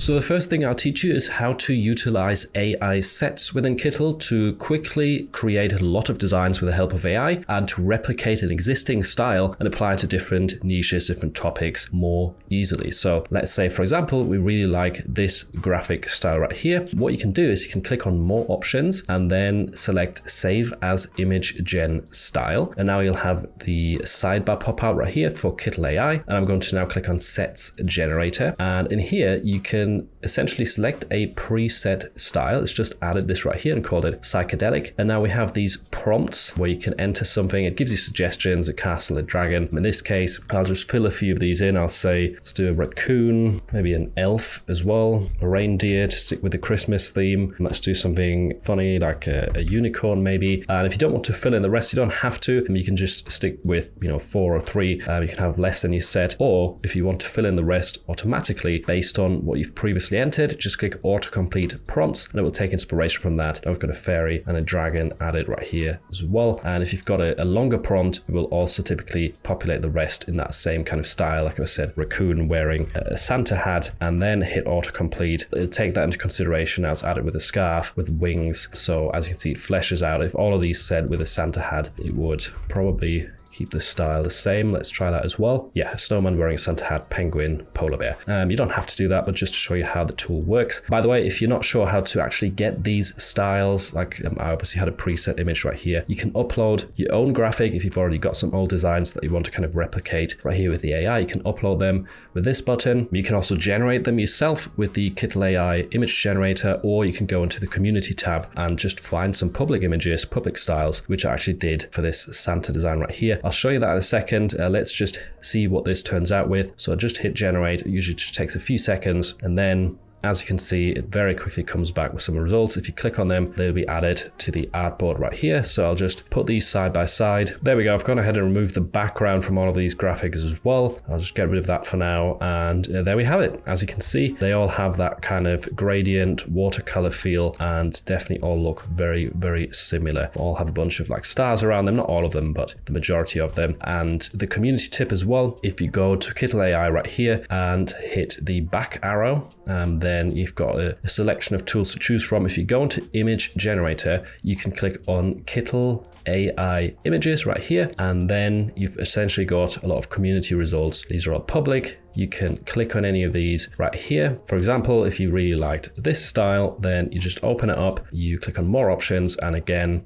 save it as an image gen style, and then you get similar graphics to this just for whichever topics you enter. So definitely a really neat feature that'll make the whole prompting process and AI image generation process a lot easier. But quickly, just so you understand, if you haven't seen the original video, what Tamas does in general, like summarized very briefly, is he goes after very, very broad search terms, keywords. It could be as broad as dog, funny, or even t-shirt, and he targets those with ads to try and create best sellers. So he wants a design, or he's trying to find a design that converts very, very well on one of those very broad search terms with a ton of search volume. You're going to see with this research method that kind of aligns with that goal. So let's jump into Amazon and I'll go through this step by step. So step number one to his method for research is let's start by picking one of the available MBA products at random. And for this guide, or for this example, he's chosen tote bags. And to begin, we want to go to Amazon and do an initial search for tote bags, just like the customer would. In some cases, they might type in a specific brand or a specific style they have in mind, but a lot of customers just type in tote bags or tote bag, and he says there's hundreds and thousands of searches for that term alone, which is a good initial sign and starting off point. So let's just put tote bag right here and hit enter. Right, now I can scroll down right here, see a bunch of examples, and what he says whilst looking through these results is we want to quickly scroll through the first 3 pages, glancing at the number of reviews, the amount of times an item has been bought in the past month, and see if there's any common design styles. So what he's referring to is obviously the review count right here. The higher the better, means it's sold a lot of times because barely anyone leaves reviews on these. And then we also have these 100 plus times bought in the past month badges. And again, the higher the better. If you see these, that means it's a regular seller. This one's selling quite a lot over here, for example, but that's not really something we can sell on Amazon merch. It's just literally like a blank branded tote bag. We're looking more at things like this right here, where we have a graphic design on there. So the first one that pops up has different flowers on there, Christian tote bag. So we want to look for graphic styles if there's a product that has a decent amount of reviews or a lot of volume over the past month. I'm gonna do this on the first 3 pages. Here we've got another one that has a pattern on it, 200 plus times bought, 3,000 reviews. That's a lot. Here we have another flower themed one. This one also a ton of reviews, and it's got that 100 times plus bought sign. So scrolling down, I'm kind of ignoring all these blank ones because we can't really sell them as cells. You do need a design if you're trying to sell your products through Amazon merch. But let's go down, can't see anything else, to the second page. He also said, by the way, for this step, are there any designs that we can kind of recreate with AI? Are there more text-based designs, any colors that stand out, or anything else that catches our eye? Here we've got some more patterns. There's a ton of choice, different animals it looks like. At a glance, that's getting a lot of sales. And this is obviously not an Amazon merch listing, but it shows you that people like patterns. What else? A lot of blank stuff or branded stuff. Another floral themed one right here. Also decent reviews. Good vibes only. Okay, that's the first one with text and kind of that groovy style. Also decent ratings right here, but 50 plus. It's not amazing. We have seen better ones for sure. Another floral pattern right here with a ton of reviews, but that's also super expensive. That's a branded one. Page number 3 says return these books with a floral theme. This one's not got the best statistics though, but again, there was flowers on there, which is definitely a pattern. Again, flowers, 200 times bought, 100 reviews. So I think the theme right here of reoccurring things or design styles is very, very obvious. We have patterns, we have floral elements, again, pattern, and again,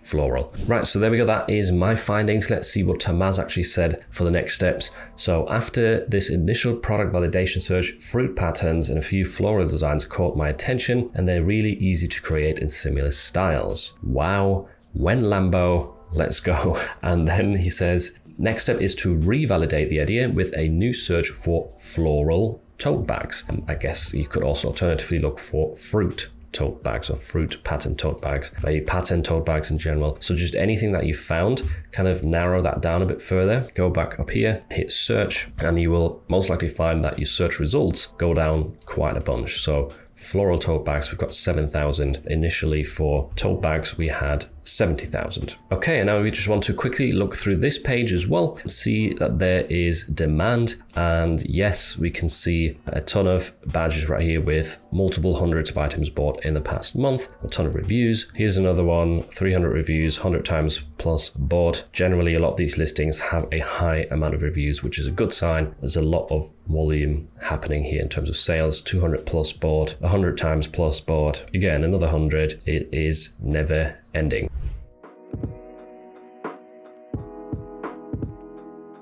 Let me show you the fastest way that I know to generate mockups in bulk. So I've got 120 designs right here within my designs. I'm going to select all of them, head to the image mockups. I will now load a profile. This is a new feature that they've added, and I'll select my template right here that I saved earlier. It's going to pre-select all the settings that I had beforehand with the different colors, the correct mockups that I want in my listing. And now I just need to click generate mockups, confirm the action, and it's going to add literally hundreds and hundreds of mockups jobs to my queue. This is over 1,000 mockups generating. And as you can see, this is super quick. So once you've set up your own template, it will literally just take about 1 minute to generate up to 1,000 mockups. Here we are. This is what it looks like a minute later. They're all done, as you can see, and we've got color charts, we've got product details, we've got couples mockups. Everything was pre-selected. I've also done some for sweatshirts, hoodies. So if you always generate mockups for the same types of products and with the same sorts of colors,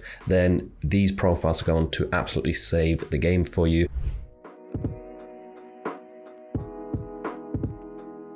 Reason number 3 is focusing on the wrong platform. And this is something I've unfortunately seen a few times where people put a lot of energy into one marketplace, into one platform that either doesn't suit them or it's just a marketplace with very low potential. For example, Redbubble. Redbubble is a good platform to start to get used to the process of print on demand because it's easy to use, and it's also, it kind of gets you used to SEO, uploading, designing, placing designs on different products, but the potential is not what it used to be. Even someone like Juna, Detour Shirts, who's definitely one of the best in the field in terms of print on demand YouTubers, his designs are amazing. He's been doing print on demand for, I don't know, like 20 years now. Even he is getting, I might be wrong, but he's been sharing his sales recently. I think he's only getting about $200 per month in terms of royalties on Redbubble. That's still a good amount of money, but that's someone at the peak of their print on demand game who's been doing it for absolutely ages. So people that are new coming into this, it's very unlikely that you're going to get many sales on a platform like Redbubble, unfortunately. It's good for practice, it's good for getting used to things, but do not put like 2 years worth of energy into this marketplace expecting to make thousands every single month. If a few extra dollars here and there would really make a big impact on your life, then yeah, Redbubble might be worth it for you. But for most people out there, I think focusing on the wrong marketplace can be detrimental to your sales. The big ones that you want to ideally have a shop on are either Amazon through Amazon Merch or Seller Central, or Etsy with a custom Etsy store, or if you can do it, Shopify, have your own Shopify store and run Facebook ads to that. That takes some more budget, but those are the ways to actually make more money with print on demand. And there is some other good platforms that are kind of in the middle between Redbubble and between Amazon and Etsy, such as Tostadora, Displayed. Those are quite good from my experience. But again, if the platform that you're currently working on isn't working for you, try a different one. It might be the wrong marketplace for you. Maybe your style doesn't suit. Maybe the marketplace is just dead, doesn't have any traffic. Those are big reasons why you might not be getting any sales.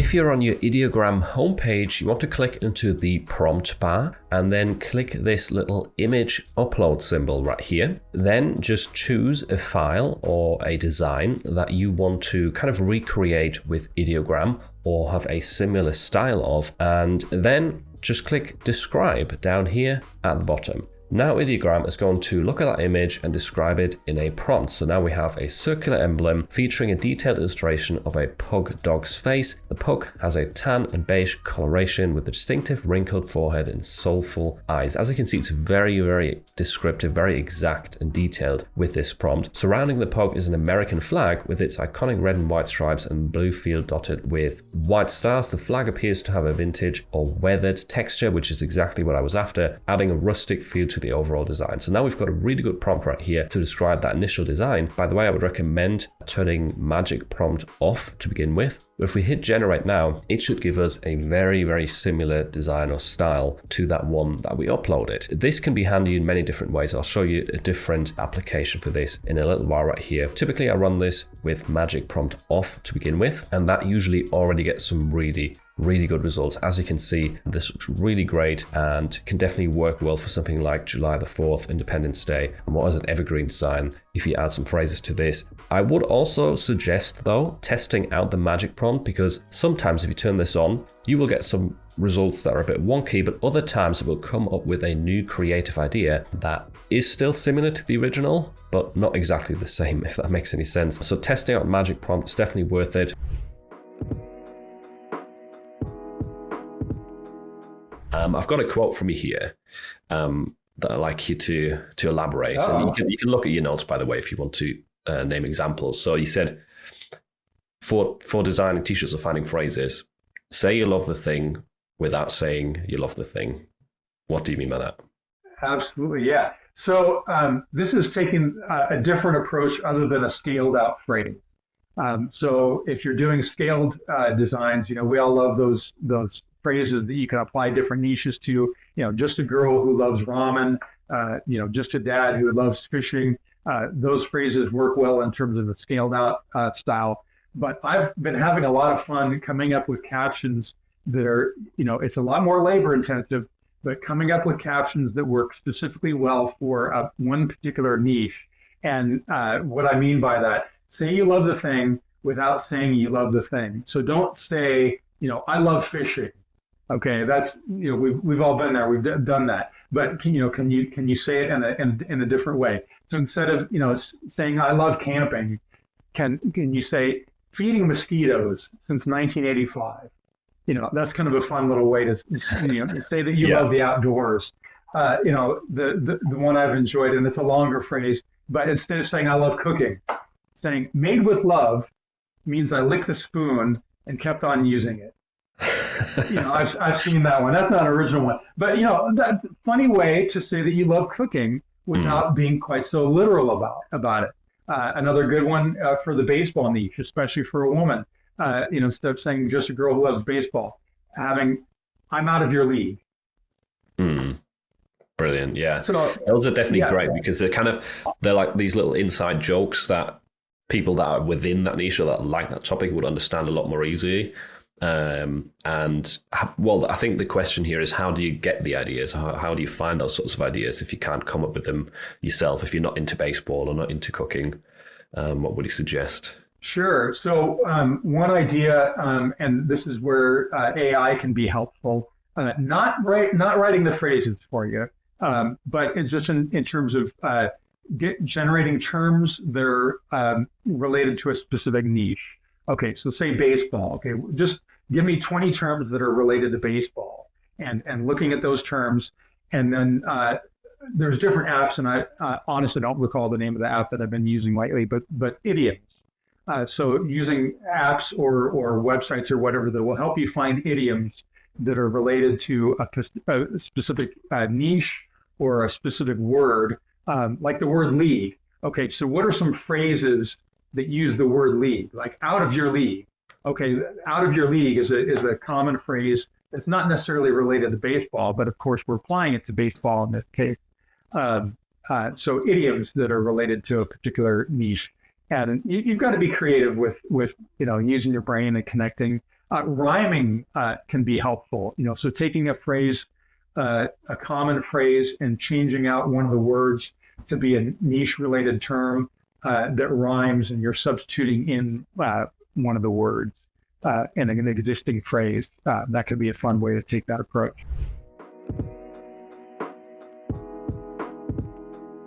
Even if it's got a different print area, like this hoodie, it will resize it on the back and make sure it is sized correctly. I've also been using this a lot for the zip hoodies. If I'm just manually uploading 1 or 2 listings, if I don't want to set up an automation with Flying Upload, then this is definitely the quickest way. It's just 1 click, it takes to the back. And I do tend to get more sales with zip hoodies if the design is printed on the back rather than on the front, and this is definitely the fastest manual method to get there. And some more resizing options that you have with this browser extension is for all of these home products, this little section right here changes, and you can either have it resized to a certain percentage. So we've got the preset of 100, 85, 75, or you can type in a custom number right here as well if you wanted to. Now that is, in my opinion, more useful for the tumblers, which I'm going to show you in a second. But what you can do with some of these other products quite easily is create patterns. So if you wanted your original design to be turned into a repeating pattern, just use that function right here, hit apply and upload, and it'll take a few seconds. You'll kind of have like an all over print design, which is really neat. I don't know if it'll work for this dog right here. Yeah, it's okay. It looks quite cool. You might have to check and hit fill, because if this is not sized all the way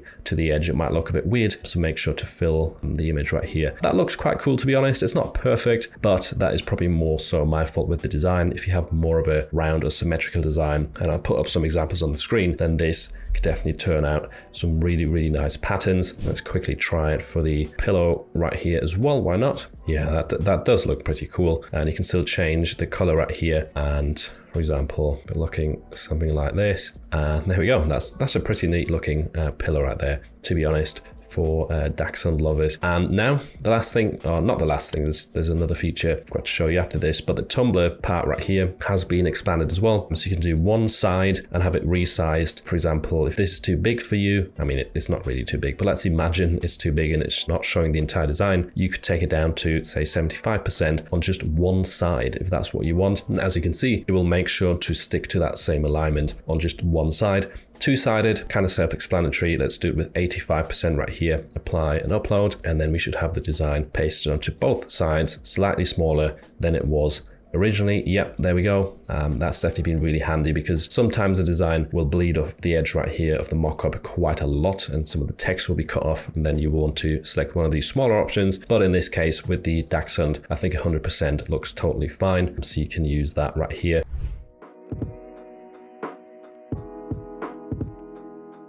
But let's talk about how I got accepted into the program, what you can learn from it, and I will also give you some extra tips of things that I didn't include in my application, but that you should probably add to yours to maximize the possibility of getting accepted. And I'm saying maximize because, again, there's no guaranteed way of getting in, no matter what you put into the actual application. So first of all, I talked about my design experience. I applied back in 2019. It's quite a while ago, so I don't remember exactly what I put, but at the time I was doing logo design and a lot of graphic design work for people. So I'd mentioned that in the application, and I also stated that I'm quite passionate about design, which is true. I attached a portfolio link to Behance. Behance is a portfolio website from Adobe, and there I think it was mostly probably logo design stuff or branding related things that I had on there.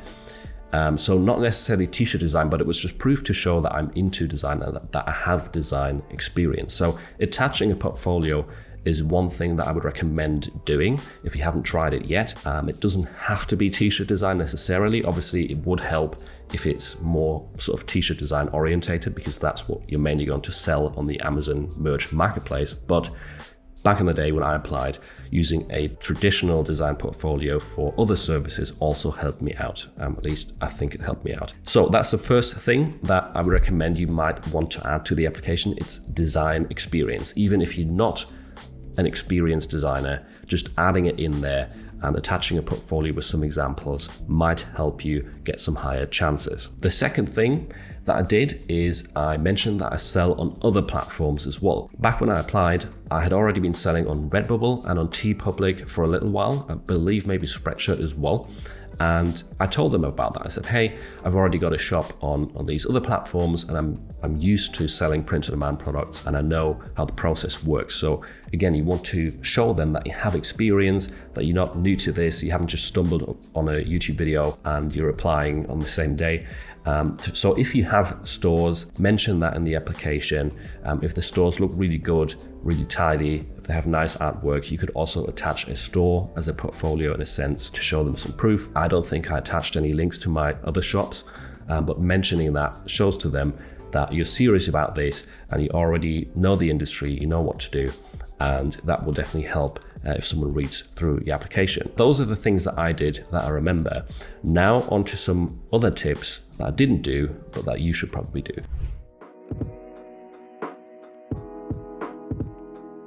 And here we've got another very common scalable design style. It's definitely been about for a long time and is being used for many different niches. So one of the top sellers is straight out of my 20s, sort of a 30th birthday shirt. If we check this for trademarks, it seems clean, doesn't seem to be any problems with it, and great BSR. However, if we look at this actual design style layout and flick to the next screen, you will quickly notice it is reminiscent of this right here, straight out of Compton, which is, I always forget if it was a TV show or a movie, but it is someone's intellectual property. And just because you change the last bit of this and have everything else exactly the same, that doesn't mean it's safe, doesn't mean that you're okay to use it. It's definitely against the rules, against the terms and conditions. And if you do this too much and Amazon finds out, then you're very likely to get terminated. Here's another example, straight out of hip hop class. So, I don't know how this is doing so well, 30K BSR. You will see a lot of different versions of this sort of design style. Now, I think the style itself, if it was a completely different phrase, then it's probably fine. Like I think there was, Black Lives Matter had a lot of shirts selling with this style when it was trending. So it'd be black at the top, lives in the middle, matter, and it had this same boxy layout, which that is fine. It's just when you're doing straight outer and adding something random to the end, that's when it's getting too close to the logo, in my opinion. So feel free to use this style as long as it's not related to straight out of Compton at all. If you have a very specific niche or a very specific mock-up in mind with a certain backdrop, a certain scenery, a certain product, and you can't really find any pre-made mock-ups, then this is a great way to go because it's free and it's very easy to do. And by the way, thanks to Penguin, who pointed this out to me on Discord. He's part of the team at Glif, and if he hadn't shown me this, I would have probably missed it. So big thanks to him. Let me show you how to use this. So first step is just uploading your design right here. You click on pick an image. I'm going to go with this design that says the mountains are calling. Oh, look, by the way, you can do it even in like a coffee cup right here as the cream as a logo. That looks really cool. But anyway, let's do, where do you want the logo on? A white t-shirt. Let's start off with a flat lay. Could do wooden background. And then to suit the kind of mountain or hiking topic, what could we do? We could add, there's a map, rucksack, and a camera laying on the floor. Let's hit run this glyph. It takes about 30 seconds, which is a bit longer than the Flux workflows, but there is a few more steps to this. And you don't even have to be this specific. And I misspelled wooden here. Awesome. And flat lay seems to be 2 words. So yeah, amazing English there, Philip. The AI should probably still understand that. So you don't have to be this specific. You can also just, go as far as this, wooden flat lay, and you will still get a nice result. You could even just say white t-shirt and you would still have a good result. It would just be more random and won't be as specific as what you might have in mind. Now here, as you can see, we've now got not hiking boots, but we have shoes. We've got the rucksack, there's a map, we've got the camera. So it's taken everything into consideration. The mock-up looks fairly realistic, except the image looks quite small and it's also quite zoomed out. So one thing you can try to avoid that is you could say, let's take this back to the original prompt, that we want a white t-shirt flat lay close up, right? So if you want this to be very close up and more zoomed in, that should help you get a better result. So I'll click run this glyph again. And also you can scroll down and see what other people are doing. So I ran this prompt earlier right here. It says blonde woman wearing a white t-shirt with a garden in the background, because it's kind of like a plant design. And I think that worked out really well. Definitely looks like a realistic mock-up. Can't even really tell it's AI. It's really, really good at making these images realistic. I'm guessing they're using Flux in this workflow.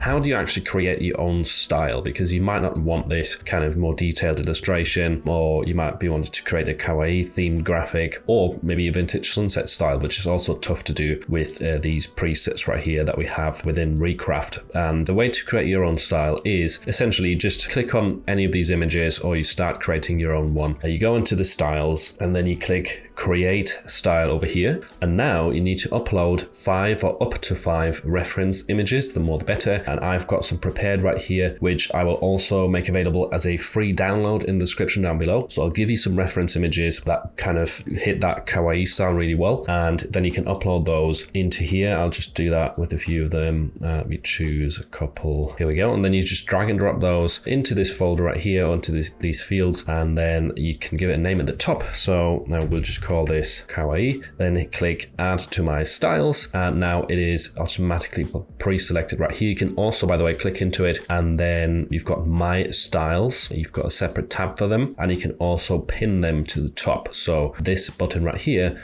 will make sure that it will always show right here amongst the top, and you don't have to go, searching for it or change the tab. You just quickly filter it through some of your preset styles, and now I just got rid of one of them. That's awesome. I might actually like that vintage sunset one. But anyway, let's go back and apply the kawaii one that we just created, and let's regenerate this prompt right here of the red panda drinking a strawberry milkshake. I'll hit Recraft right here. Also, I want to show you what it looks like with one of my vintage sunset styles right here, which creates a very different style, but it's to show you how different of an effect or result you can have if you just, like all I did for the vintage sunset one is just upload some vintage sunset graphics from one of my bundles I have on my shop on philipanders.com in my store. It's part of the 500 vintage sunset mega bundle, and I basically just pulled 5 of those into here as a preset style, and the graphics look really, really cool. Very, very POD-like, in my opinion, quite simplistic. You could probably still get them more detailed if you wanted to, like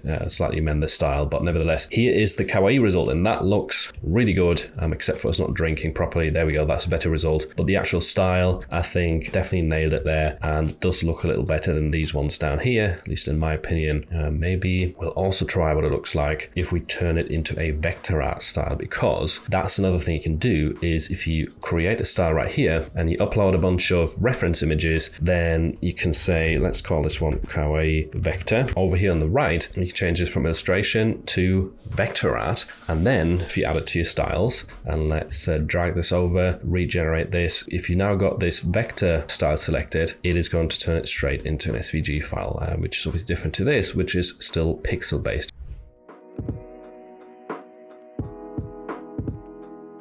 With AI generators, some people have the consensus that they make life harder with print on demand, because now everyone can kind of design stuff. Oh, the competition. Yeah, I think that's kind of a common assumption that people have. So in your opinion, has it made print on demand harder for you? For me, no. For me, it's actually made it easier. Because I used to draw all my things by hand, and I still do some of those by hand, but now that I can use AI to generate the graphics and generate ideas, honestly, because a lot of times I wonder if it can do this, or I wonder if it can do this. And it can create things that I feel like nobody else has. Like if you're using clip art from whatever site, everybody has access to those clip arts. But now with my imagination, right, my creativity, I can create a prompt that maybe nobody else has ever thought of, that's not on clip art, that's not anywhere. And so that way I think I can stand out and do something different. And then, they say anybody can use, it's not copyrightable, but the chances of somebody else using your designs, if you're not sharing it online like I am, but the chances of somebody else picking the same design as yours is pretty rare.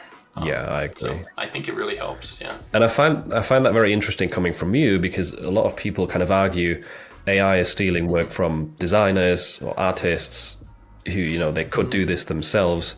But you are in this space one of the sort of top artists or designers who technically you could create a lot of those kawaii designs yourself, but still AI is making your job easier. And I think that's a very interesting take and perspective to kind of realize it's not like that in reality for everyone. Yeah.